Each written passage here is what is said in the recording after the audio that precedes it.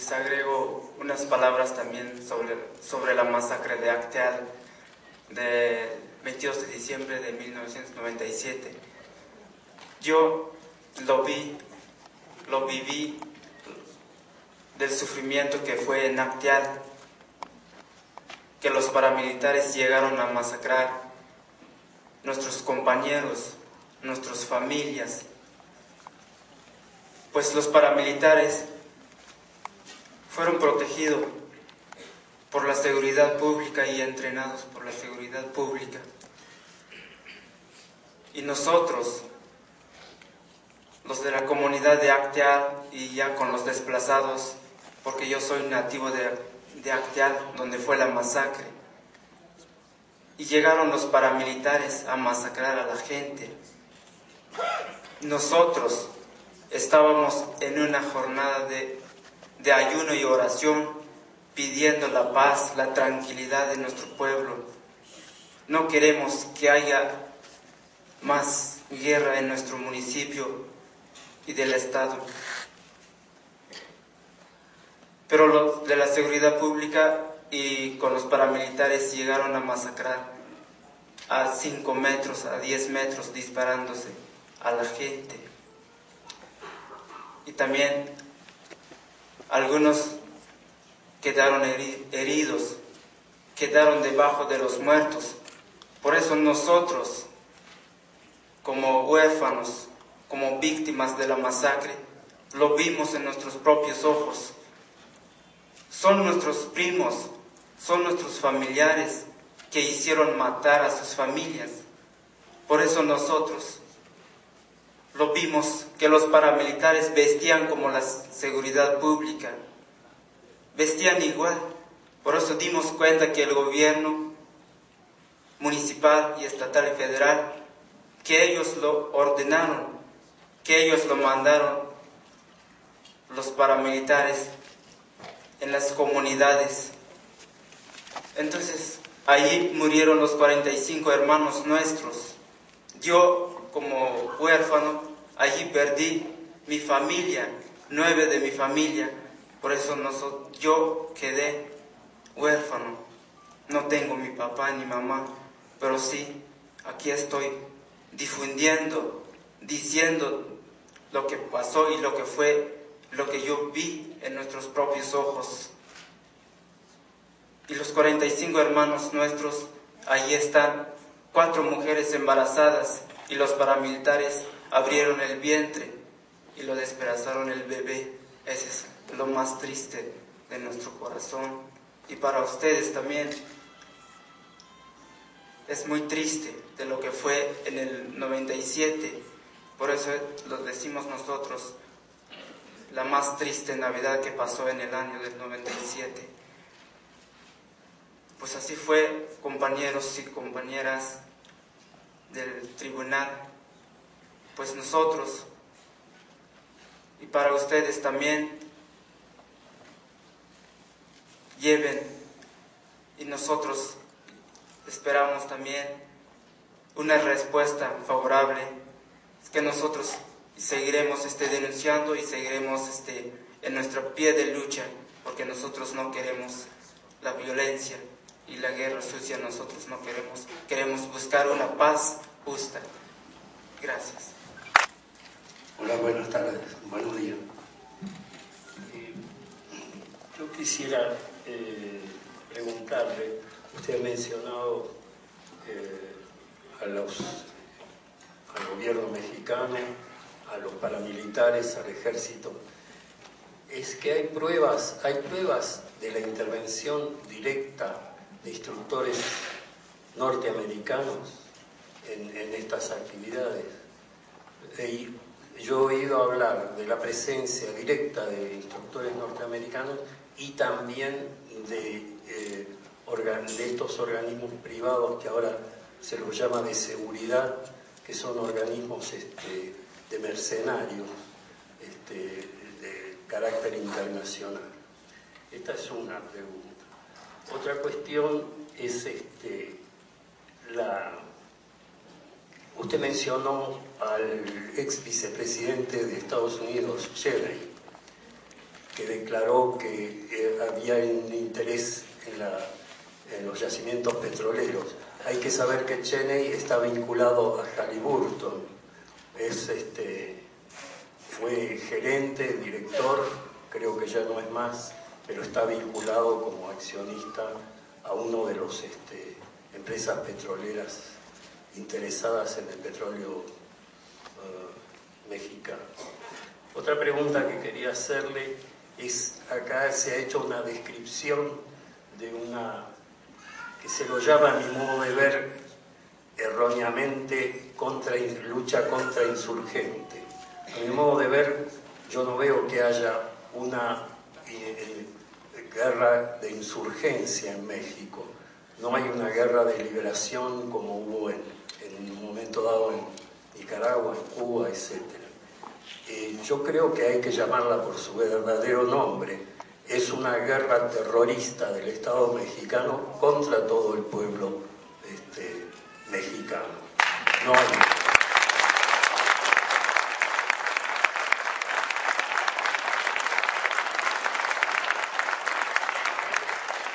Si hablamos de contrainsurgencia, da la impresión que es un enfrentamiento armado.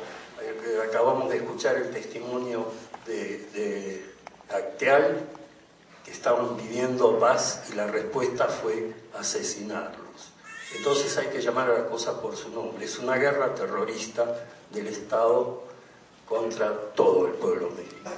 Si hay pruebas, la última cuestión. Instructores estadounidenses aquí en México, podríamos decir que históricamente en las tres etapas que analizamos nosotros dentro de la comisión, desde la guerra del comunismo en los años 60 contra las guerrillas mexicanas y contra la población en general, el apoyo, la instrucción, pero no aquí in situ, era justamente, habían oficiales mexicanos que iban a entrenarse al Canal de Panamá o a colegios en Estados Unidos, y lo que traían era el adoctrinamiento y una doctrina de seguridad nacional que justamente lleva después en países como Argentina, como en Chile, como en Uruguay, pero también en México, a acciones propias de la guerra sucia en el marco de la lucha contra el comunismo.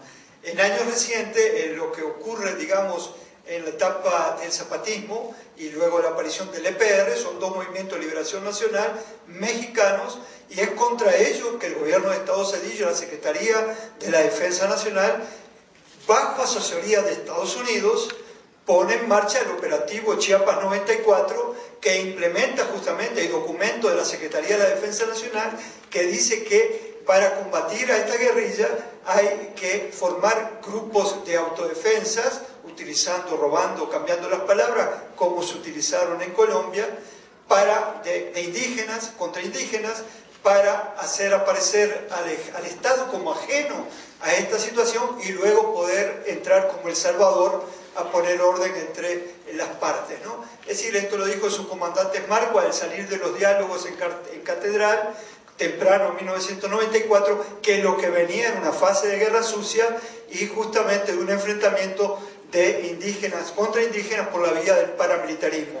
Antes de la matanza de Acteal hubo una docena de grupos paramilitares en varias regiones de Chiapas, llevaron a cabo acciones contra la población cercana al zapatismo, ¿no? Entonces, en la etapa actual, en el marco de la guerra, entre comillas, contra las drogas, justamente en el marco de la ASPAM y de la Iniciativa Mérida, están asesorando en el terreno oficiales de Estados Unidos, pero actúan de manera, es decir, actúan en algunos operativos de manera camuflada, con los rostros, pero a su vez se están dando asesorías en Estados Unidos. La Iniciativa Mérida justamente lo que incluye es la asesoría, el adoctrinamiento y la aportación de armamento al ejército y a las policías mexicanas. Pero a su vez hay una doctrina, y esa doctrina, si nosotros decimos que en el marco de esa doctrina de seguridad nacional que sigue definiendo al enemigo interno, se aplican tácticas propias de la contrainsurgencia, pero que, como ocurrió en nuestro país, en América del Sur y en otras partes, o en Argelia, durante la batalla de Argel, es decir, justamente los militares franceses Massu y compañía pusieron en práctica la política de control de población, la desaparición forzada, la tortura, la ejecución sumaria, y ellos fueron los que introdujeron la guerra sucia. Bueno, todo eso se está aplicando aquí bajo el gobierno de Calderón, apoyado por una política de Estados Unidos, que es el símil del Plan Colombia, lo que se aplicó en Colombia, que luego se llevó a Afganistán, a Irak, y ahora se intenta introducir en Pakistán, se está poniendo en práctica aquí en México. El caso del petróleo, para no extenderme más, Cheney en los primeros meses del primer gobierno Bush, de los 8 años, el primer año, él estaba a cargo de la Comisión de Energía y sacó un plan sobre energía, y ahí se diseña el plan que es el que se viene llevando a cabo desde el año 2000, que es ver cómo Estados Unidos se va apropiando del petróleo mexicano, que viene esto desde los años 60, ¿no? Bueno, viene de todo el siglo XX. Y justamente en el primer año, en el segundo año del gobierno de Calderón, vino una campaña de propaganda a través de los medios electrónicos y la prensa en general, de que en el fondo del Golfo de México había un tesorito escondido, que era el petróleo. Como el gobierno no tenía recursos, tenía que pedir al capital internacional recursos para poder extraer a 3.000 metros ese petróleo. Justamente era lo que se llevaba a la privatización de Pemex, que es propiedad de la nación.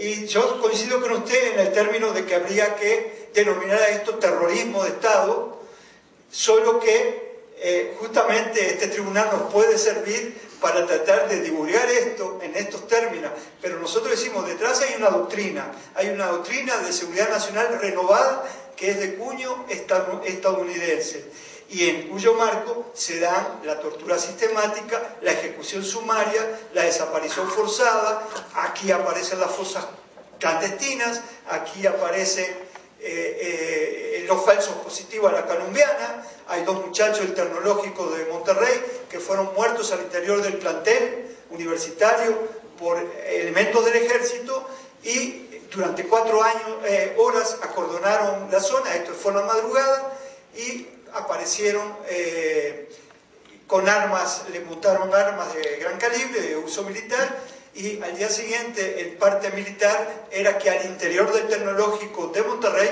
habían eliminado a 2 sicarios. Si los propios estudiantes no presionan a Rectoría y los propios familiares presionan a Rectoría, hubieran quedado como que eran 2 sicarios. De ahí que nosotros decimos que a la colombiana se mata civiles y se los intenta hacer pasar por sicarios, o sea, parte del crimen organizado. Y sí, el problema con los intelectuales mexicanos es que no son muy dados, digamos, a hablar de estos temas, y menos en el exterior, pero tampoco cuando están acá en México lo hacen, ¿no? Hay excepciones de Calderón, claro está. Se están llevando a cabo situaciones como los que a nivel de derecho internacional sirvieron para juzgar la dictadura de Videla, de Pinochet. Es decir, hay en el caso de las mujeres los feminicidios, en el caso de los jóvenes, en el caso de los indígenas, se están llevando a prácticas justamente de eliminación de población. Pero bueno, no es muy fuerte eso. Yo creo que en las mesas, en las otras mesas va a ir saliendo estos aspectos, ¿no? Le pido una disculpa en ese sentido. Pero a su vez, al nombrarse un comisionado para la paz, se estaba reconociendo para el caso de Chiapas en el 97, con su prolongación hacia el presente, que ahí había un conflicto, ¿no? Y bueno, y en el caso de los 60, digamos, había una docena de guerrillas enfrentadas contra el ejército en aquel momento, ¿no? Entonces, digamos, habría que ir puntualizando por etapas cómo se puede tipificar, si desde el punto del derecho humanitario internacional, una situación de guerra interna. Buenos días, señoras y señores, juezas y jueces integrantes de este ilustre jurado.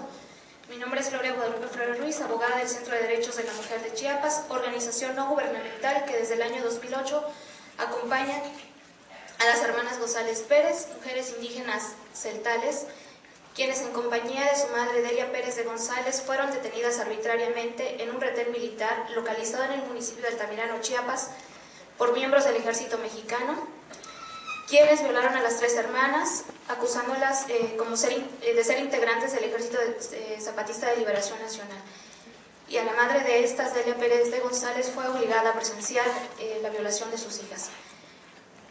El caso, después de agotar las instancias nacionales, fue admitido por la Comisión Interamericana de Derechos Humanos, que el 4 de abril de 2001 aprobó el informe 53, concluyendo que el Estado mexicano era responsable por la violación a derechos humanos y le recomendó investigar de manera completa, imparcial y efectiva en la jurisdicción penal ordinaria mexicana para determinar la responsabilidad de todos los autores de las violaciones de derechos humanos, así como reparar adecuadamente a Ana, Beatriz y Celia González Pérez y a su madre Delia Pérez de González.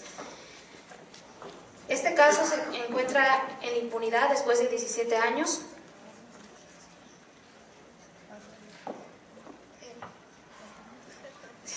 Este caso se encuentra en impunidad después de más de 17 años y en este momento voy a presentar el testimonio de Delia Pérez de González,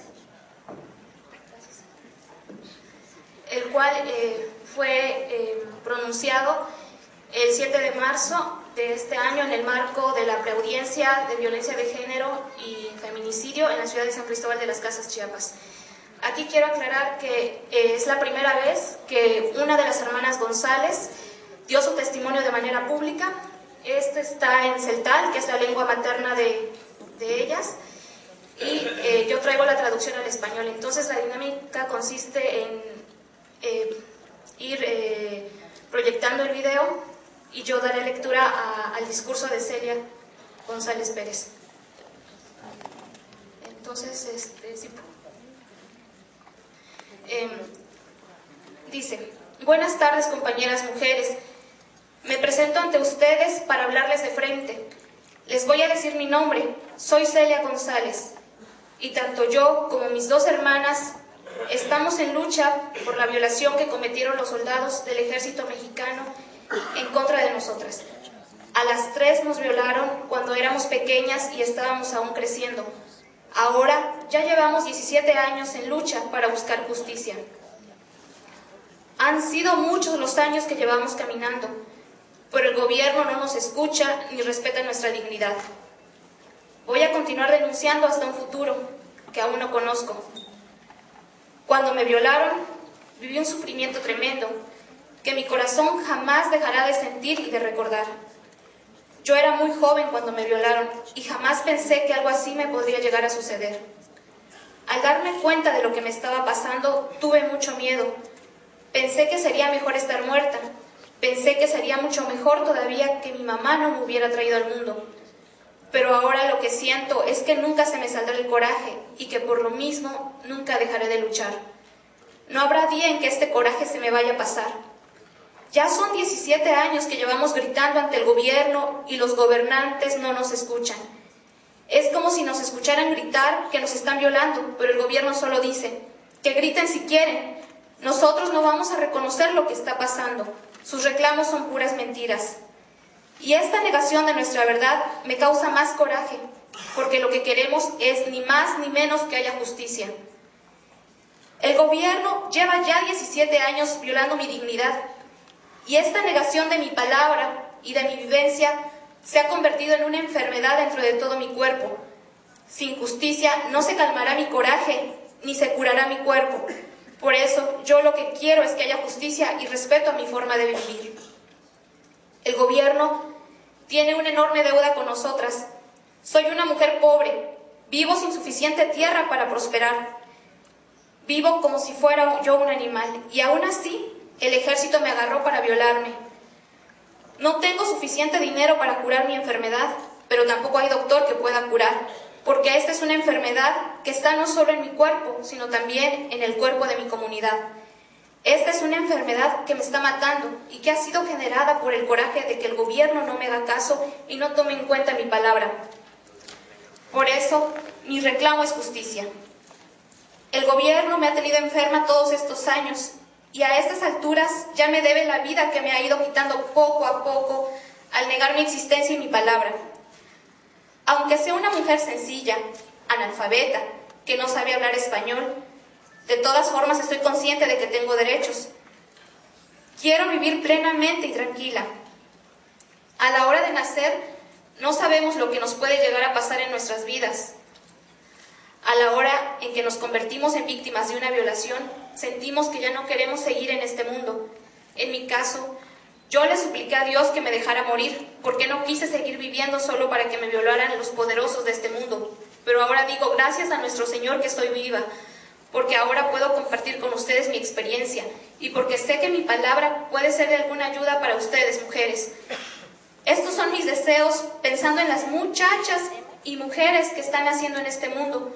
La violencia sigue latente, presente todos los días. En cada pueblo, la gente indígena pobre sigue sufriendo desalojos.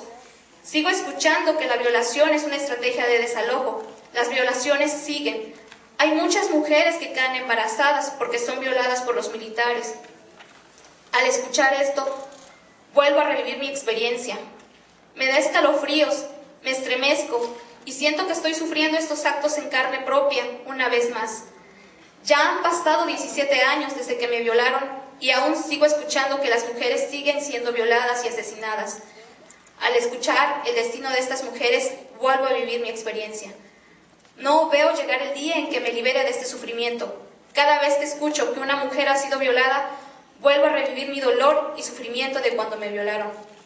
Entiendo exactamente el calvario por el cual va a pasar aquella mujer que ha sido violada. Son estas las razones por las que me manifiesto firmemente a favor de las mujeres, a favor de los hombres y por un mundo más humano, que todos podamos gozar de una mejor vida, que exista la posibilidad de un mundo mejor. Pero, ¿cómo vamos a cambiar el mundo? Cambiar el mundo será posible cuando tengamos el coraje y el valor de hablar, de denunciar. Necesitamos ser fuertes. No tengamos miedo de levantar nuestras voces si llegamos a ser violadas. De esta manera, demostraremos al gobierno nuestra fortaleza. En mi caso, aunque no sepa leer ni escribir, he llegado aquí valiéndome de mi fuerza y valor. Por eso hoy pido que nos unamos para demostrar nuestra fortaleza, porque en este mundo nos están violando. La violación tiene muchas formas, muchos problemas aquejan a nuestros pueblos. Por ejemplo, nosotras somos 3 a las que nos violaron. Estamos aquí con nuestras denuncias, seguimos luchando. Nosotras ya decidimos tomar el camino de la lucha y no pararemos de luchar. Luchamos para llenarnos de fortaleza, para que las mujeres no sigan siendo violadas y maltratadas en este mundo. Deseo hablar esta verdad, porque a nosotros, los pobres, nos pertenece el mundo.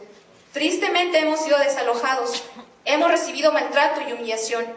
Por eso comparto con ustedes mi experiencia y mi gran dolor. Yo no causé ni pedí que me sucediera lo que me pasó cuando era niña. Una vez que fui adulta, tuve la esperanza de casarme, pensando que así se terminaría mi coraje, y de igual manera, para ponerle fin a los chismes y rumores que se divulgaron en contra de mi persona cuando fui violada por los militares. Después de que pasé estos ultrajes con los militares, me volví objeto de muchos chismes y burlas de muchas personas. Cuando me casé, las violaciones y los maltratos se repitieron. Fui abandonada con 2 niños. Este hombre me decía que mi bebé era hijo del militar, cuando se dio cuenta de que mi cuerpo había sido ultrajado y violado. Esto me duele muchísimo. Añorando olvidarme de lo que había pasado, volví a caer en los mismos maltratos de nuevo. Este hombre me abandonó con mis 2 hijos. Aunque quisiera darle estudios a mis hijos para que encuentren un buen trabajo, no hallo la manera, porque soy pobre, no tengo nada y según algunos no sé nada. Por eso es que en estos momentos mi corazón se regocija al estar en compañía de otras mujeres. Me siento feliz al tener todo su cálido apoyo. Esto es lo que me da el valor de hablar. Mi deseo es que las mujeres ya no sigan siendo ultrajadas. Estos son nuestros deseos y lo que nos anima a seguir adelante. De igual manera, mi mamá se sintió maltratada y ultrajada cuando supo que nos habían violado. Ella se puso triste, lloró muchísimo, y aunque mi mamá hubiera querido ayudarme, no pudo hacer nada, porque ella es una mujer humilde, no sabe hablar español, no sabe cómo defenderse. Mi mamá también desea venir a compartir sus palabras, pero no puede. Al igual que mi mamá, cuando nos violaron nos pusimos muy tristes. Es como si nos hubieran matado estando vivas. Por eso es que les repito, la violación sigue latente en este mundo. Por eso deseo que cambiemos este mundo, que se acaben los hombres malos y que florezcan los hombres buenos. Esos son mis deseos en este preciso instante. No deseo ver a los militares, no quiero mirarlos de frente. Este es el trato que les quiero dar si los veo en la calle, porque ellos están todo el tiempo en la calle portando sus armas. No deseo verlos, me causan coraje por todo lo que me hicieron. Porque cuando me violaron, me acusaron de ser zapatista, me acusaron de ser guerrera zapatista y de que yo había entrado a atacar y tomar cuarteles del ejército mexicano el 1 de enero de 1994. Eso fue lo que me dijeron. Y cuando nos violaron, me entristecí mucho. Lo que le hicieron a mi cuerpo fue un castigo que todavía me duele muchísimo.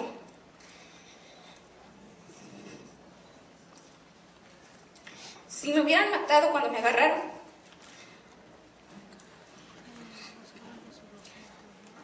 tal vez yo no tendría esta ira.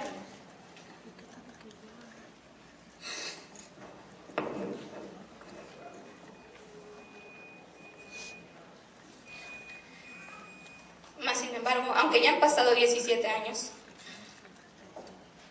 no veo cuándo se va a acabar mi coraje, ni cuándo se va a salir del corazón, porque me dolió mucho. Yo no deseé lo que me hicieron. Era joven. La violación estaba más allá de mi conocimiento del mundo. Y cuando me hicieron esto me entristecí mucho. Me dolió muchísimo. Por eso tengo mucho rencor. Si hubiera forma, yo me sentaría con el presidente de México y le diría todo lo que mi corazón siente. Porque mi fuerza sale de mi corazón. Yo le expresaría mi deseo de que ya no quiero que me molesten. Al igual le expresaría mis deseos para las mujeres del mundo. Yo no quiero que sigan abusando, maltratando y violando a las mujeres. Mientras que yo siga escuchando que hay violaciones, seguiré sintiendo como si fuera a mí a quien me estuvieran violando. El presidente de México y el gobernador Juan Sabines dicen que ya se hizo justicia para mí y mis hermanas, que dio reparaciones, que ya se acabó el asunto, pero no se ha terminado. Estoy gravemente enferma, no tengo nada, y el gobierno ha cambiado su posición al momento de dar una ayuda humanitaria, pero ahorita anda diciendo que ya ha dado reparaciones, que ya resarció el daño. Yo ya habría dejado de protestar si el gobierno realmente hubiera pagado su delito, si yo ya hubiera recibido justicia, mi coraje ya se habría calmado. Mis palabras se deben a esta situación de injusticia, espero que me entiendan. Por eso, mujeres, les voy a hablar claramente. Mujeres letales, si en algún momento son violadas, maltratadas, abusadas, atacadas, si alguien las quiere violar en sus pueblos, hablen, busquen la forma de luchar, no tengan miedo, no dejen que nadie las viole, moleste ni desaloje. Nosotras, aunque no sabemos escribir, podemos hablar. Tenemos pies, tenemos manos, tenemos ojos. No nos podemos rezagar, podemos hablar. Fortalézcanse con alguien que tenga valor para hablar. Porque si no aprendemos a hablar, si no nos defendemos, los enemigos se van a reír de nosotras. Aunque para el gobierno ya no valga nada, hoy mi palabra se puede difundir en todo el mundo. Y quiero que todo el mundo escuche que no quiero que haya más violaciones. Quiero que el mundo sepa del dolor que he sufrido todos estos años de injusticia. Gracias, mujeres, por escucharme. Tomen fuerza en sus corazones a partir de lo que les he dicho. Aprendan como yo a no tener miedo. Pidan fuerza a través del Espíritu Santo. Mi corazón y mi mente quieren que ustedes también se vuelvan fuertes. Gracias a nuestro Señor que sigo viva, porque así puedo estar frente a ustedes denunciando. Ojalá que no me muera para poder seguir denunciando hasta que haya justicia. El dolor de lo que me hicieron me seguirá impulsando a continuar con ese trabajo de denuncia. Esta es mi palabra. Gracias. Soy sobreviviente de tortura sexual en los operativos de Atenco y voy a empezar la lectura de... vengo representando a 11 compañeras que tenemos una denuncia ante la Convención Interamericana de Derechos Humanos y estas mismas 11 mujeres que lejos de la denuncia jurídica pues también tenemos una denuncia social y es por lo que nos encontramos hoy aquí. El día 3 de mayo del 2006 se da un operativo represivo en contra de un grupo de vendedores de flores en las afueras del mercado Belisario Domínguez, en Texcoco, Estado de México. Esto a pesar de que días antes habían obtenido un permiso para comercializar sus productos. En respuesta a esta represión se empiezan una serie de actos de protesta por parte del Frente de Pueblos en Defensa de la Tierra. Estos actos de solidaridad desatan una serie de enfrentamientos entre la Policía Estatal y pobladores de San Salvador Atenco. En estos enfrentamientos es asesinado un joven de 14 años, Javier Cortés Santiago. Fue baleado por la espalda por un agente de la policía. Estos actos de represión se dan a conocer durante un mitin donde nos encontrábamos varios adherentes al... Es que no veo...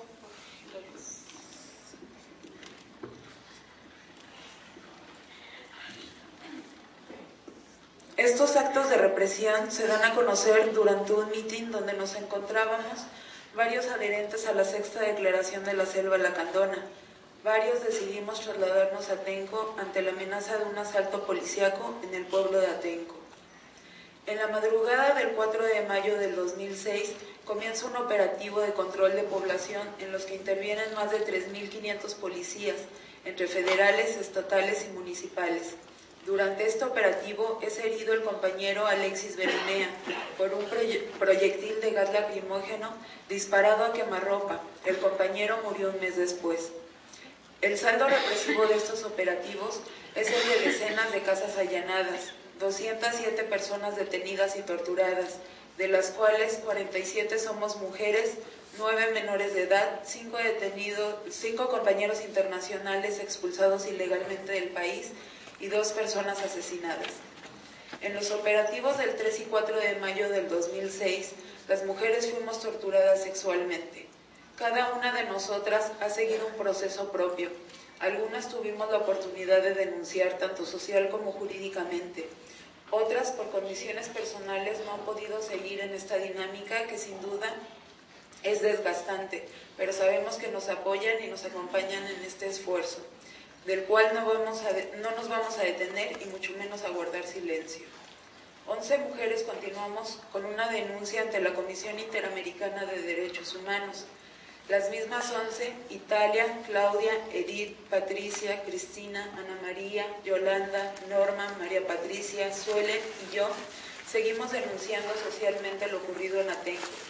Pero este trabajo no lo hemos hecho solas. Muchos compañeros, organizaciones y colectivos, tanto a nivel nacional como internacional, nos han acompañado desde un principio y en estos 6 años no nos han dejado solas.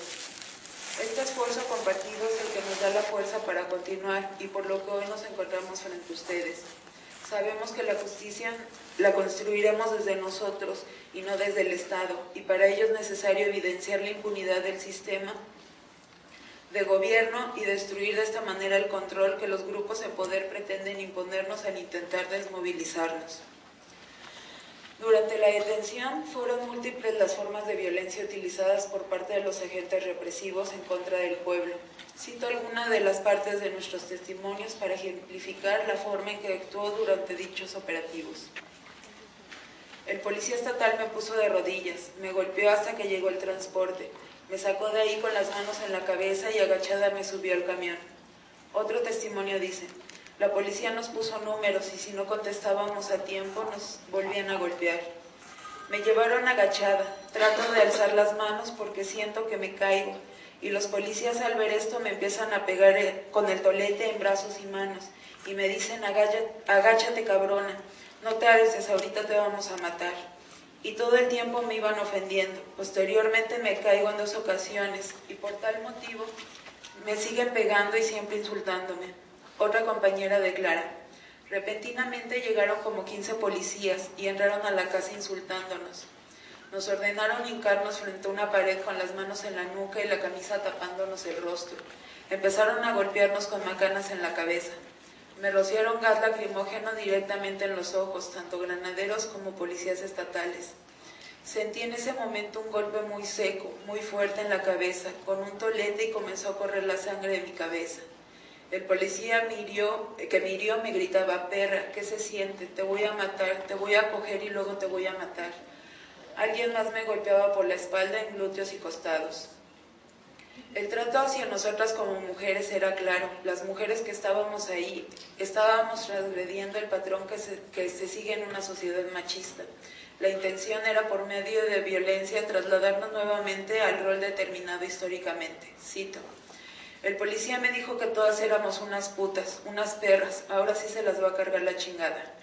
El testimonio de una compañera detenida el 3 de mayo señala, al llegar a la subprocuraduría, ahí me bajan quitándome las esposas y un médico legista me dice encuérate. Yo le pregunto el motivo de su trato y me responde autoritariamente, aquí soy el doctor, soy la autoridad y tú vas a hacer lo que yo te diga. Me ordena posteriormente colocar mis brazos frente a la pared, agachar la cabeza y cerrar los ojos. En ese momento siento un golpe fuerte de macana en mi espalda a la altura de los hombros, gritándome, para que aprendas, pendeja. El doctor después me dijo, eso te pasa por agresiva, ya te puedes retirar. Este testimonio pone de manifiesto la necesidad de recuperar el papel de autoridad, no solo como parte de servidor público, sino también como hombre ante la mujer. Es durante el traslado donde se encrudece e intensifica la tortura tanto física como psicológica y también la sexual. Sigo ejemplificando con trozos de nuestros testimonios. Busqué el primer asiento detrás del conductor. Apenas me senté me gritaron, ni madres, no merecen estar sentados. Se van a ir hincados y nos hicieron agachar también la cabeza para lograr poner nuestra cabeza en el asiento. Me pisaron la cabeza subiéndose y quedándose un rato encima de la misma. La tortura psicológica también fue una constante, cito. El traslado duró de 3 a 4 horas quizá. Durante el trayecto nos decían que nos iban a desaparecer, así que cada vez que se detenía el camión tenía mucho miedo que bajaran a alguien. Me iban torturando, me hacían cantar, me iban acariciando. Me decían que les contara cuentos obscenos, me agarraban los tirantes del brasier y con ellos me golpeaban. La mujer granadera les decía que lo jalaran más. En ese momento, varios servidores públicos comenzaron a tocarme los pechos y los muslos, llegando a introducir sus dedos en mi vagina, llamándome perra, puta, hija de puta. La tortura sexual en estos operativos fue una estrategia de represión estatal con la clara intención de generar miedo, desmovilizar y crear un ambiente de silencio y vergüenza. El utilizar a las mujeres como botín de guerra creó un sentimiento de derrota en la sociedad reprimida y envió un mensaje de triunfo por parte de los torturadores, cito. Los policías me preguntaron que cuántas posiciones me sabía y que si sabía hacerlo con la boca porque si no ahí me enseñaban. Acto seguido, uno de los policías me introdujo contra mi voluntad su pene en la boca, forzándome a realizarle sexo oral. Me jalan la ropa y el brasier, dejándome los senos al descubierto, y vuelven a pellizcármelos y mordérmelos, gritándome que era una puta, y que qué hacía ahí, que me regresara a hacer tortillas. 2 de ellos metieron la mano en mis genitales, logrando un tercero introducirme los dedos en la vagina, al tiempo que le gritaban a mi pareja, ¿así te la coges, cabrón? Me acuestan boca abajo, siento que me golpea con un objeto los glúteos. En muchas ocasiones trato de cubrirme con las manos y me golpean hasta que las quito. De pronto siento que meten una mano debajo de mi pantalón y de mi ropa interior y me aprietan los glúteos y me tocan el ano. Me dicen que me van a matar y que me van a desaparecer. Me volteo boca arriba y golpeó con sus puños mis senos con mucha fuerza. Descubrió mi boca y comenzó a besar mis labios y a golpear mi estómago para que abriera la boca e introdujera su lengua dentro de mí. Empezó a patear por detrás de mis tobillos a fin de abrirme las piernas, empalmó sus genitales en mi trasero y me tocó de nuevo a cuenta mis senos. La tortura no paró hasta llegar al penal, y todavía dentro del penal siguió la violencia, cito.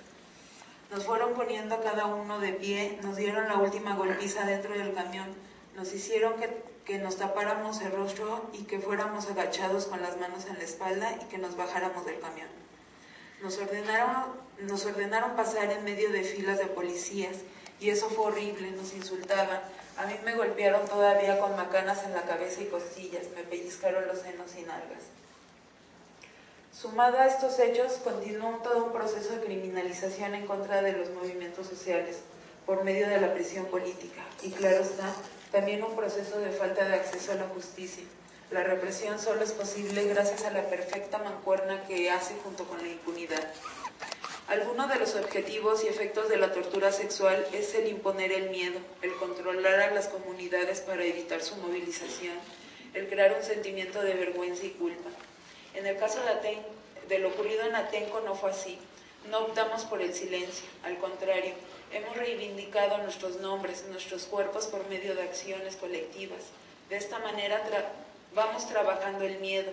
Este mismo trabajo colectivo nos ha permitido despojarnos de otros de los componentes que tiene la tortura sexual, que es el de la culpa. Le devolvemos la culpa a los responsables, a los represores, a los tiranos, a los que ordenaron la represión y a los que la llevaron a cabo. No le quitamos la responsabilidad también a aquellos que han permitido, por medio del silencio y la omisión, que actos de lesa humanidad se sigan cometiendo. Ha sido duro el proceso de denuncia. Lejos de tener acceso a la justicia, muchos de los servidores públicos responsables de los hechos de represión ocurridos en Texcoco y en Atenco han sido premiados, como es el caso de Eduardo Medina Mora, que en aquel entonces era secretario de Seguridad Pública Federal y posteriormente se le asignó la función de Procurador General de la República. Y el absurdo caso de Enrique Peña Nieto, exgobernador del Estado de México y actual candidato a la presidencia de México. También no podemos dejar de nombrar que los 3 niveles de gobierno estuvieron presentes, es decir, el gobierno federal, a cargo del aquel entonces Vicente Fox del Partido de Acción Nacional PAN, el gobierno estatal a cargo de Enrique Peña Nieto, Partido Revolucionario Institucional PRI, y el gobierno municipal a cargo de Higinio Martínez Miranda, del Partido de la Revolución Democrática, PRD. 3 niveles de gobierno y los 3 principales partidos de México, la izquierda o la que se dice izquierda y la derecha unidos con un fin común, el reprimir al pueblo. Esta falta de justicia por parte del gobierno mexicano no nos sorprende y me atrevo a decir que tampoco nos importa. Nosotros apostamos a la conciencia social, a la memoria colectiva, a la organización y transformación desde nosotros como pueblo. Sabemos que las instituciones solo sirven para legitimar la impunidad y de esta manera continuar con ese ciclo repetitivo de dominación y represión. Como podrán constatar en cada una de las mesas de esta audiencia, lo que he venido a exponerles es una historia más de muchas. Es una constante en esta guerra que el mal gobierno y los grupos que tienen el poder económico y político tienen en contra del pueblo organizado. Apoyamos la necesidad de crear espacios de denuncia para evidenciar la realidad que nos duele. Por mi parte es todo. Muchas gracias.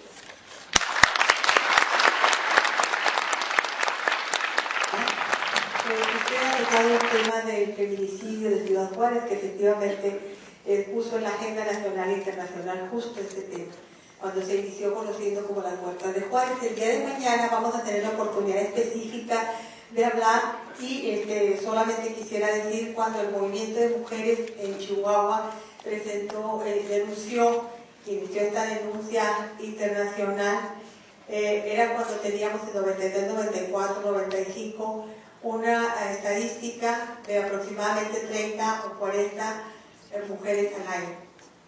En el 2010 la cifra alcanzó a más de 400 mujeres, es decir, el 10.000% de los casos que se encuentran. Y bueno, en un principio sí se asesinaba a las mujeres por su vestimenta, por decimos nosotros como una palabra grosera, pero que muestra como la concepción del gobierno por putas. Ahora están diciendo que están matando a las mujeres por narcas.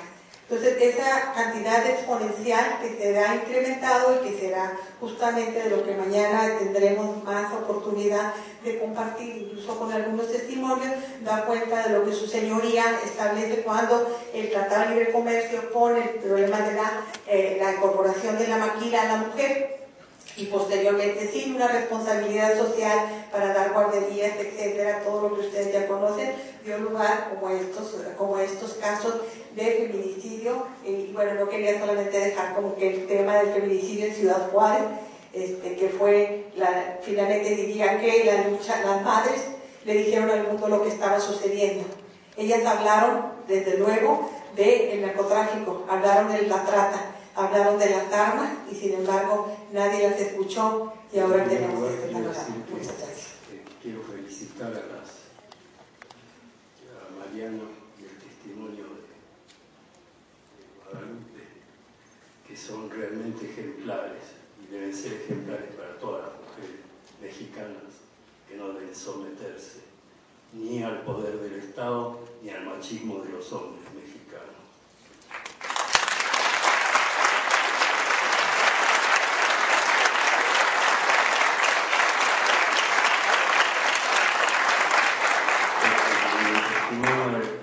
Yo comparto con Mariana la desconfianza en las instituciones y en las leyes. Como abogado lo comparto. Mi experiencia como abogado es que hay que ser hay que tener mucha desconfianza en las instituciones y en las leyes del sistema, son las leyes del sistema.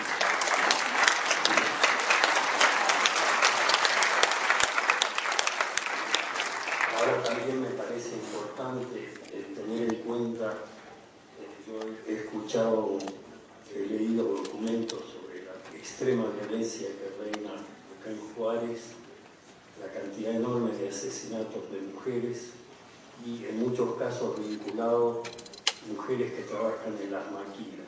Yo tengo la impresión que comparto con otra gente que conoce mejor que yo la situación de acá en Juárez, que este recrudecimiento de los asesinatos de las mujeres y de muchos de mujeres que trabajan en las maquilas también se debe al hecho de que estas mujeres adquieren cierta autonomía al trabajar como obreras y esto provoca la reacción no solo de las bandas, sino de los hombres que no aceptan que las mujeres empiecen a tener cierta autonomía al trabajar como obreras. Yo pienso que esto nos tiene que llevar a reflexionar también sobre el derecho que está consagrado en la Constitución mexicana. Hablemos también del artículo 10 de la Constitución mexicana, que habla de la legítima defensa y del derecho a poseer e inclusive portar armas para defenderse. Es cierto que en el año 92, si no recuerdo mal, en el 68, durante el gobierno de Ordaz, se modificó un poco este artículo 10 y se restringió el derecho a portar armas, es decir, a llevar armas. Pero en la modificación se dice que el derecho a portar armas debe estar sujeto a una reglamentación por ley. Yo creo que es el momento de pedirle o exigirle al gobierno que reglamente ese derecho a portar armas a favor de las personas más vulnerables, entre ellas las mujeres, y la necesidad de aprender a utilizarlas y aprender la autodefensa. No es una novedad, esto existe en la Constitución mexicana desde el siglo XIX y en la Constitución de Estados Unidos también. Las mujeres norteamericanas, las mujeres de clase media, para defenderse de las agresiones sexuales, practican y estudian la autodefensa. Yo creo que, yo lo digo desde afuera, quizás es un disparate lo que estoy diciendo, pero se lo doy como sugerencia. Buenas tardes a todos los presentes aquí, al jurado, a los testigos que son todas y todos ustedes que vivimos en este país que tenemos que rescatar. Vamos a iniciar con un pequeño video sobre la transmigración en nuestro país.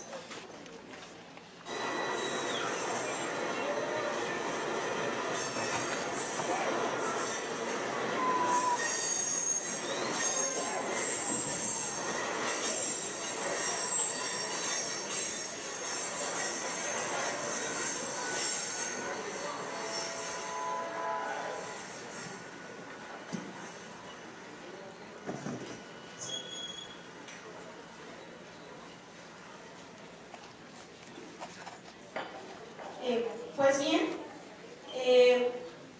iniciamos pues con la presentación de la estructura de este eje, que es el eje de migración, libre comercio, violencia, migración y desplazamiento forzado en México, Tribunal Permanente de los Pueblos, capítulo México, eje de migración.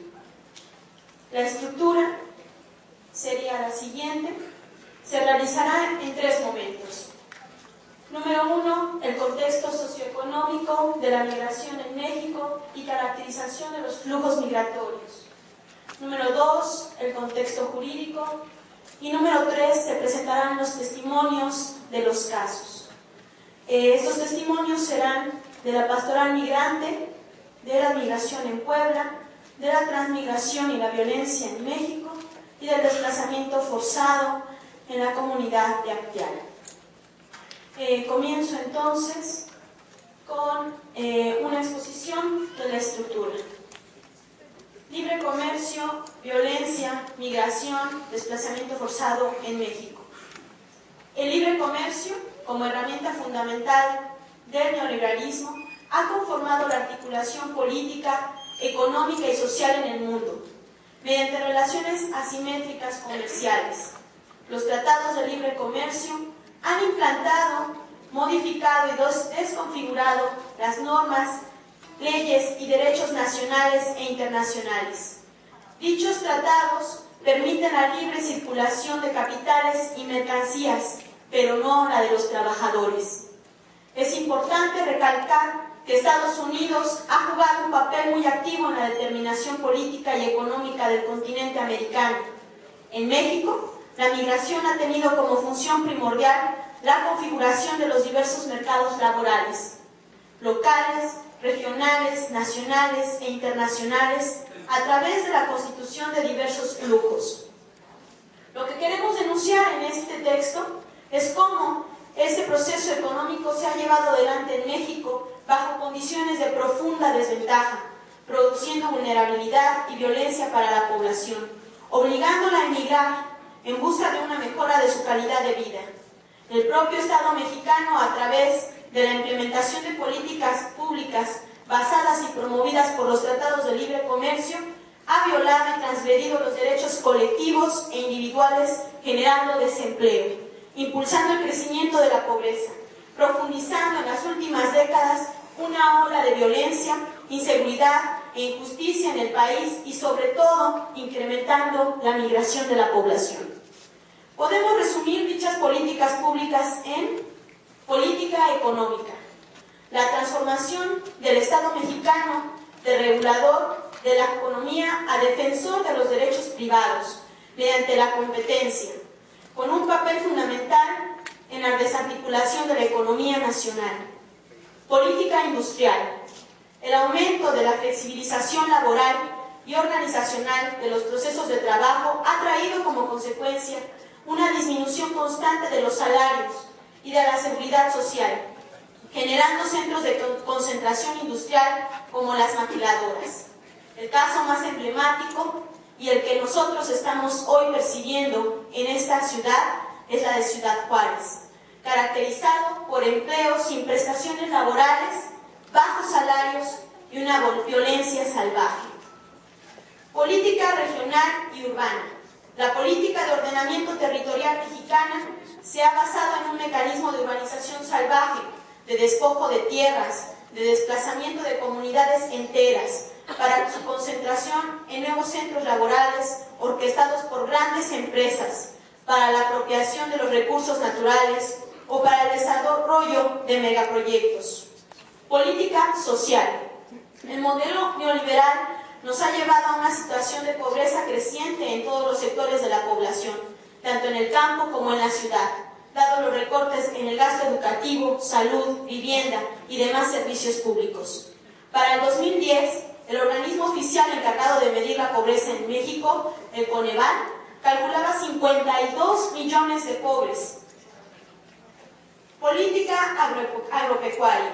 En los últimos 30 años se generó un desmantelamiento del sector primario con la cancelación de la reforma agraria y el artículo 27 constitucional, donde se restringió y liberó a miles de campesinos de sus tierras, con la desarticulación de organismos gubernamentales de apoyo al campo, con la disminución de subsidios a los productores del campo y el continuo apoyo a la agroindustria, acompañado de la firma del Tratado de Libre Comercio de América del Norte. Este desmantelamiento ha obligado a la población rural a vender su fuerza de trabajo al gran capital nacional o migrar al mercado laboral de Estados Unidos. La desarticulación del campo mexicano permitió la importación de grandes cantidades de alimentos, entre ellos los granos básicos como el maíz y el frijol, atentando contra la producción y cultura campesina en México. Estas políticas en su conjunto han agudizado las condiciones de vida, obligando a la migración, arriesgando su vida y su integridad, donde se les coloca en un contexto de ilegales, permitiendo la superexplotación como mecanismo para afrontar la crisis y continuar con la acumulación de capitales de los países desarrollados. Así se construyen nuevos ejércitos de trabajadores mexicanos y centroamericanos superexplotados regionalmente. Así pues, la panorámica migratoria en México se puede explicar de la siguiente manera en 5 puntos. La migración México-Estados Unidos, la transmigración centroamericana en México, el caso de los jornaleros agrícolas mexicanos temporales en Canadá, la migración masiva de campesinos y comunidades indígenas como jornaleros agrícolas y como fuerza de trabajo dirigida hacia las ciudades, los desplazamientos forzados por parte del Estado mexicano. Así pues, iniciaremos explicando la número 1, que es la migración México-Estados Unidos. El flujo poblacional más grande que llega a Estados Unidos es de nacionalidad mexicana. Para el 2007 se calculaba aproximadamente 35 millones de personas. La migración a la frontera norte coincide marginación, explotación y vulnerabilidad. En el campo, en la industria y en el sector de servicios, el común denominador entre los trabajadores es el grado de vulnerabilidad en que se encuentran, pues realizan los trabajos más precarios, cuentan con los salarios más bajos y tienen nulas prestaciones laborales y sociales. Número 2. La transmigración centroamericana en México. El proceso que se da en nuestra frontera norte se agudiza para la frontera sur. La migración centroamericana está asociada a varios factores: conflictos bélicos provocados por la hegemonía estadounidense, la disminución de trabajo en sus países de origen y demanda de mano de obra en el norte. Con la firma de los tratados de libre comercio, los transmigrantes se han convertido en una población muy vulnerable frente a los abusos de la autoridad del país y, por consiguiente, más propensos a sufrir violaciones en sus derechos más elementales. Los secuestros a migrantes centroamericanos se han incrementado a partir del 2006. En 2010 ocurrieron 214 secuestros masivos a migrantes. Algunos de los casos más sonados son los de los 72 cuerpos que fueron secuestrados, asesinados y encontrados en el rancho San Fernando en una megafosa en Tamaulipas, ocurrido en agosto, y el de 14 migrantes en Chahuites, Oaxaca. Las denuncias del párroco José Alejandro Solalín de Guerra son importantes en la medida en que él mismo ha sido encarcelado por las autoridades municipales por tratar de defender los derechos de esta población.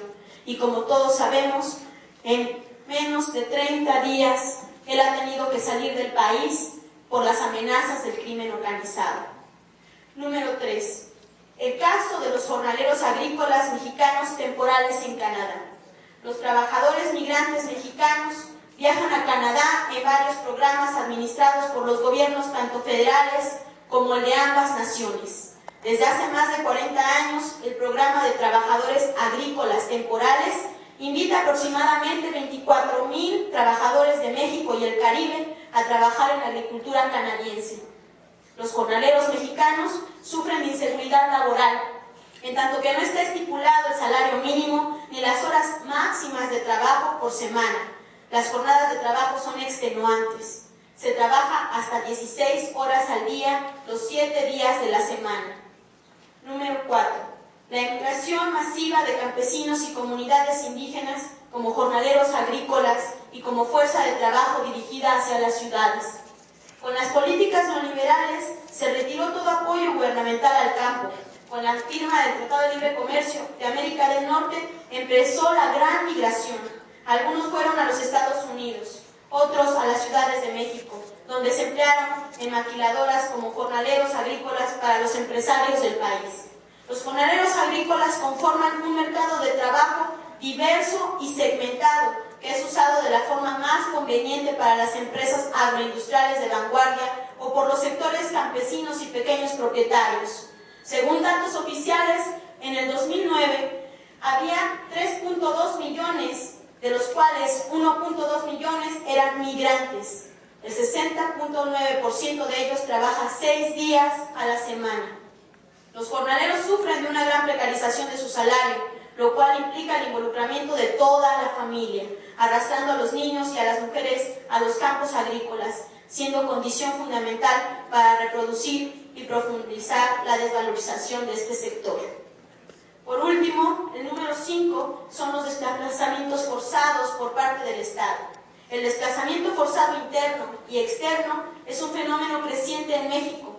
Cerca de 2 millones de personas han vivido este fenómeno, la mitad de ellos desplazados hacia Estados Unidos, el resto hacia otras regiones de nuestro país. Un ejemplo es Chiapas, con 9.000 personas desplazadas, según fuentes oficiales, y 20.000 o más, de acuerdo con fuentes independientes. Esto debido a cuestiones políticas, ambientales o económicas, tales como los efectos de la militarización y violencia desatadas por la llamada guerra antidrogas. Las sequías, los desastres, el impacto de megaproyectos de minería e hidroeléctricas y casos de persecución política. Un caso significativo es este fenómeno de la comunidad de Acteal, Chiapas, debido a la violencia y violación de los derechos de las comunidades. Por las condiciones mostradas a lo largo del documento y en contraste con lo señalado en la Declaración de Argel, nuestras demandas son las siguientes. Número 1. Que se reconozca el sistemático desvío de poder del Estado mexicano como resultado de la implementación de las políticas de libre comercio, que ha devenido en la conformación de distintos flujos migratorios para la configuración de los mercados laborales, sobre todo Estados Unidos y Canadá. Número 2. Que el Tribunal Permanente de los Pueblos condene al Estado mexicano por establecer condiciones económicas, políticas y sociales que violan y promueven la pérdida de la soberanía del pueblo mexicano, obligándolo a la emigración forzada. Número 3. Que se condene al Estado mexicano por supeditar sus políticas públicas a las necesidades de reestructuración de la economía estadounidense, las cuales han traído como consecuencia el incremento de los flujos migratorios, sobre todo México-Estados Unidos, en un ambiente de ilegalidad y criminalización de los migrantes. Número 4. Que el Tribunal Permanente de los Pueblos condene al Estado mexicano y le exija un redireccionamiento de su política en materia migratoria por privar al pueblo de México de su derecho a la autodeterminación política, cuando supedita la política migratoria nacional y se suma a la política anti-inmigrante que ha fomentado Estados Unidos en los últimos años. Número 5. Que el Tribunal Permanente señale al Estado mexicano por el desvío de poder económico y político y le exija restitución de los derechos económicos de los pueblos. Número 1. Evitando el desplazamiento forzado de comunidades indígenas y campesinas. Número 2. Permitiendo el derecho al desarrollo tecnológico-social mediante la apropiación del conocimiento y uso de la tecnología. Número 3. Protegiendo las condiciones laborales y de vida de los mexicanos a costa de los tratados de libre comercio. Número 4. Permitiendo la solidaridad entre los pueblos. Número 5. Fomentando la no violencia contra los transmigrantes latinoamericanos. Número 6, entonces, que se condena al Estado mexicano porque, en su cumplimiento de las premisas de libre comercio, violenta los derechos de las minorías. En nuestro país es el caso del desplazamiento forzado de los pueblos campesinos e indígenas. Número 7, que el Tribunal Permanente exija la participación activa del Estado en la conformación de una política migratoria con los países firmantes de tratados y acuerdos de libre comercio que establezca una postura clara en defensa de los derechos de nuestros connacionales en otros países. Número 8. Que se respeten los derechos humanos, laborales y de identidad de la población transmigrante en nuestro país y deje de funcionar como un agente migratorio Estados Unidos en la frontera sur de nuestro país, que es México. Número 9. Que el tribunal cuestione ante la comunidad internacional el Tratado de Libre Comercio de América del Norte por tratarse de un acuerdo asimétrico, con claros efectos negativos en la calidad de vida de la población mexicana y latinoamericana, que ha desarticulado a la industria nacional y legitimando la violación de los derechos laborales, humanos y de los pueblos, incrementando los flujos migratorios hacia el norte en un contexto de superexplotación, muerte y violación de los derechos humanos de la población desplazada, migrante y transmigrante. Pues terminamos con la contextualización y va a pasar el compañero Camilo Pérez a explicar la parte jurídica.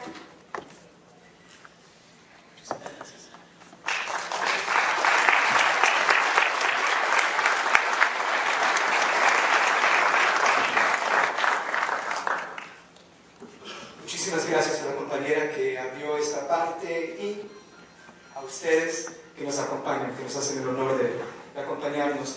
Queremos partir de ciertas premisas o hipótesis que queremos poner al servicio de los miembros del jurado y de la Secretaría del TPP, que son las hipótesis de trabajo que han acompañado este proceso de construcción colectiva.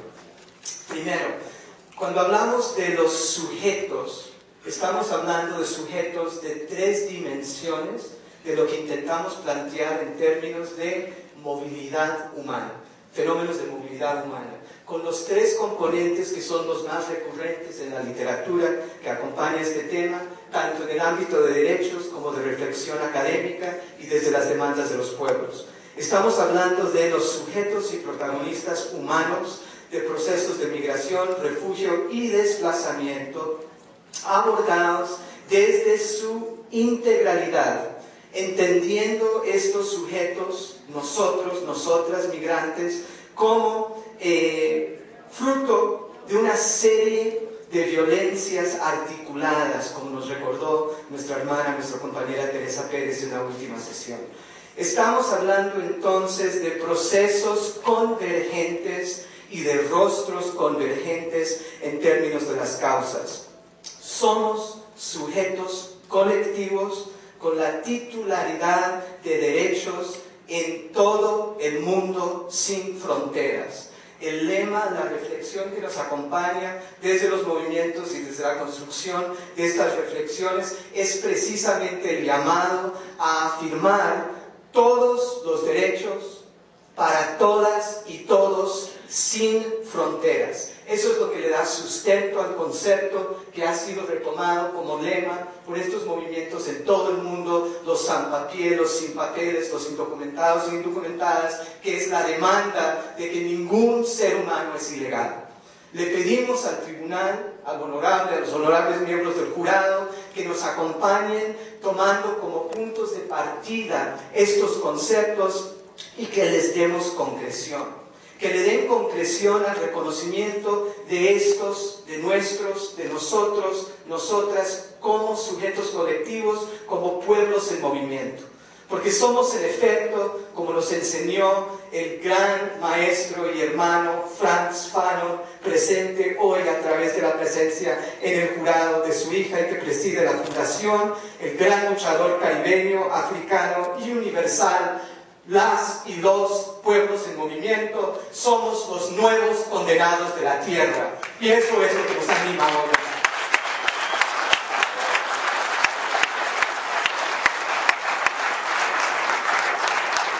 Afirmamos como punto de partida en cuanto a cómo y desde dónde se debe abordar el marco jurídico la siguiente premisa también que queremos compartir y dialogar con ustedes, que es la siguiente.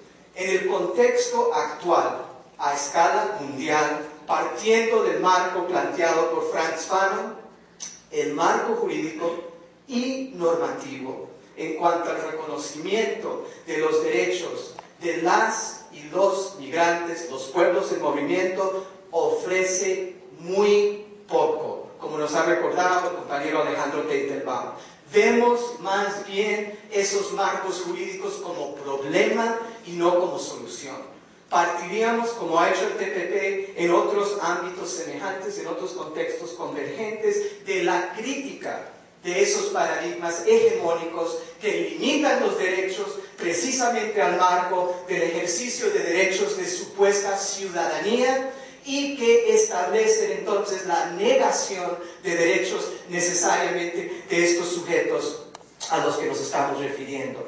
Ese marco nos ofrece muy poco, no es la solución, es el problema, y por eso implica el TPP asumir una responsabilidad muy profunda a la que se ha aludido aquí en los llamados a la construcción de otra justicia, de otro derecho, que implica el TPP no solo, como si no fuera suficiente, como un vehículo de lucha antisistémica en el sentido más profundo, sino como espacio de construcción de una juridicidad alternativa, de otro derecho, de otra justicia, emancipatorio, contrahegemónico, colectivo, comunitario, popular, que responda de manera participativa y autónoma a las demandas de los pueblos. Las demandas de los pueblos en movimiento rebasan los paradigmas hegemónicos para poder atender esas demandas que incluyen el reconocimiento del derecho a la libre movilidad humana,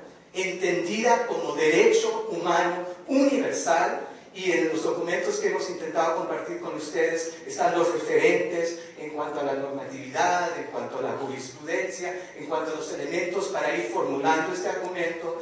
Les pedimos que reconozcan ustedes como punto de partida el derecho a la libre movilidad humana en sus tres dimensiones: el derecho a migrar, el derecho a no migrar, o sea que la opción de migrar sea una opción real y no, como hemos escuchado en la contextualización, una opción cancelada en la práctica por la negación de condiciones dignas de vida, que producen la expulsión y por ende la migración forzada y el desplazamiento forzado. Desde ahí afirmamos, y es un aprendizaje y contribución a este proceso desde los pueblos indígenas, que son de los sujetos más y más prominentes de estos procesos en todo nuestro continente, afirmar el derecho a no migrar o a la permanencia, al arraigo, como un derecho igualmente importante, como corolarios integrales. Y la tercera dimensión, el derecho a no ser desplazados, desplazadas arbitrariamente. ¿Qué es lo que vamos a escuchar? Ya lo comenzamos a escuchar, hay ecos, hay resonancias de esto en el caso de Atenco, por ejemplo, el caso de La Parota, el caso de la resistencia a los megaproyectos, a la devastación ecológica, la defensa de la soberanía alimentaria, pero entendido todo esto también como el derecho a no ser desplazados, desplazadas arbitrariamente.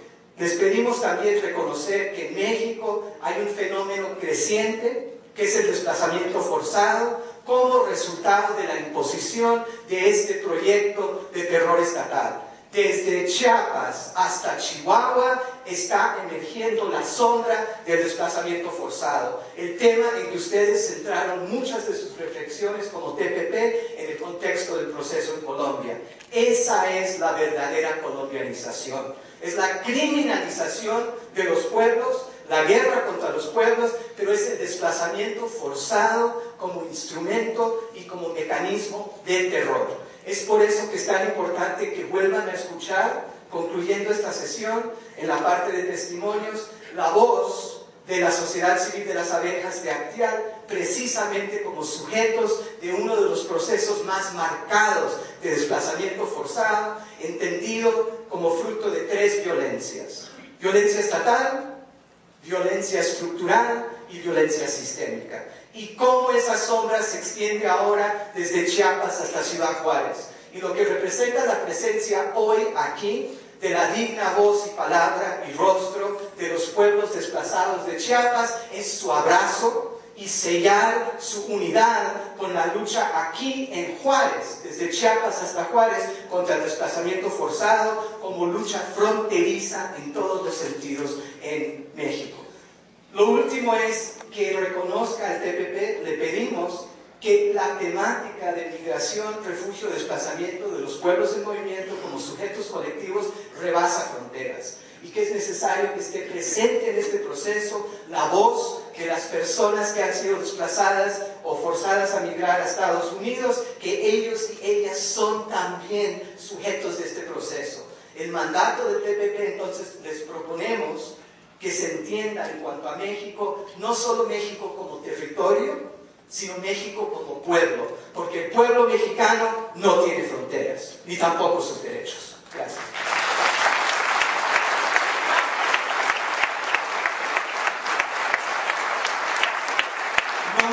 parecido al caso de la masacre de San Fernando. Quiero guardar cosas para el diálogo que vamos a tener, pero además del caso de la masacre de Acteal, está el caso de la masacre de San Fernando, las fosas comunes y todo el patrón recurrente de terror estatal del Estado mexicano, por omisión, por acción, por participación directa y por negligencia, aquiescencia en el terror contra los migrantes en tránsito y en contra de sus defensores como el padre Solalinde, que nos acompañará con su palabra hoy aquí. El 10% de guatemaltecos ha sido reducido el número de los nicaragüenses. Yo quiero comentarles a ustedes la situación desesperada de esta gente que llega con hambre, que llega perseguida, que llega golpeada. Pero tengo que decirles que el contexto de la Casa del Migrante en Saltillo, nosotros estamos situados en este terrible territorio del noreste, territorio del crimen organizado, territorio de muerte y sangre. Después de que nosotros presentamos en el 2010 nuestra denuncia en la Comisión Interamericana de Derechos Humanos sobre la situación de los secuestros y que fue descalificada por el Estado mexicano, a pesar de que la Comisión Interamericana apoyó totalmente nuestra propuesta e incluso se hizo presente el presidente de la Comisión Interamericana, el doctor Felipe González, que incluso vino hasta las mismas experiencias de territorio de las fosas clandestinas. No ha cesado para la migración centroamericana y para nosotros defensores, no ha cesado de que esta agresión del crimen organizado esté siempre alrededor de nuestra casa, alrededor de nuestros migrantes. Estamos en un territorio de crueldad.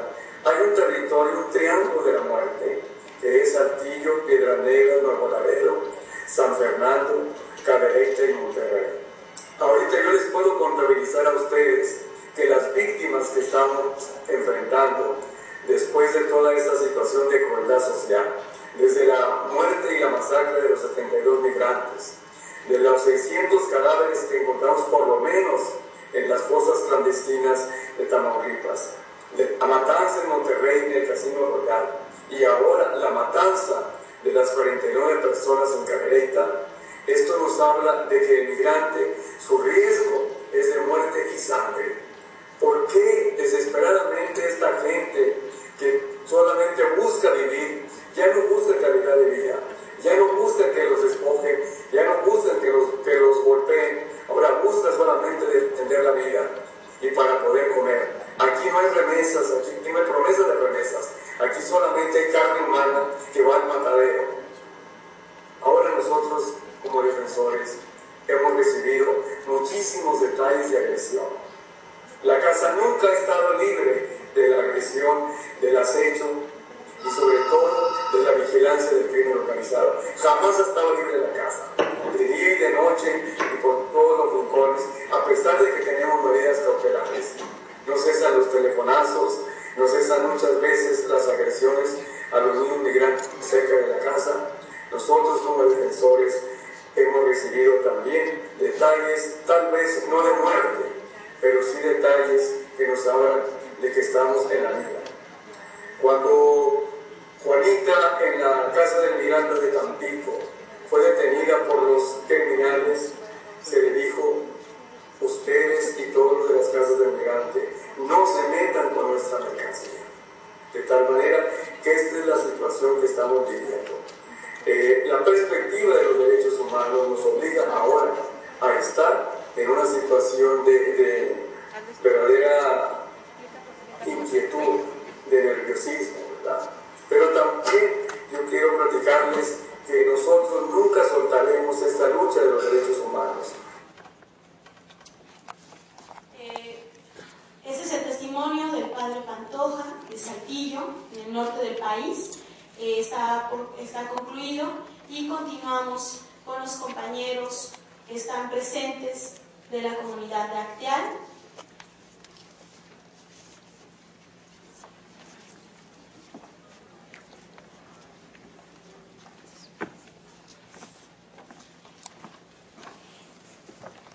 estables jurados, pues vuelvo a presentar nuevamente nuestra situación de migrantes y desplazamiento forzado. Hemos hecho un gran esfuerzo para relacionar la situación migratoria y la situación de desplazamiento forzado. Las razones, porque en aquel año 97 muchos de nuestros compañeros fueron desplazados por la amenaza de muerte, por la quema de casa, por el robo de las pertenencias. Forzosamente salieron huyendo para sobrevivir a un campamento. Pero la relación migratoria,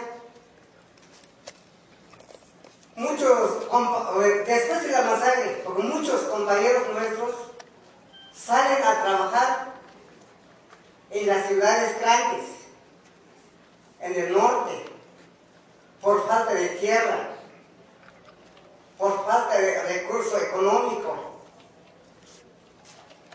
Interrogativamente en cuchicheo, preguntándose entre nosotros, ¿dónde está el recurso económico? Lo habían ocupado los pocos y está subiendo más los pobres. Y sobre la tierra, ¿dónde está la tierra? Porque lo han ocupado los pocos y todos somos los que no tenemos tierra. Tenemos que salir forzosamente.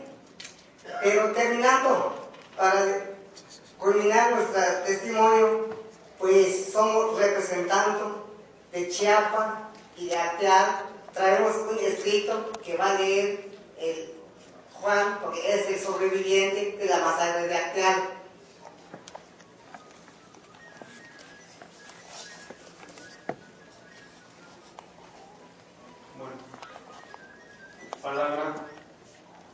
Palabras sobre la convergencia entre causas y experiencias relacionadas con la migración forzada y el desplazamiento forzado. Es un honor compartir nuestras palabras con los miembros del jurado del Tribunal Permanente de los Pueblos, los representantes de su Secretaría Permanente con sede en Roma, en los miembros del Consejo de Garantes de otros sectores de la sociedad civil organizada y de los movimientos de todo el país y el mundo que nos acompañan hoy aquí.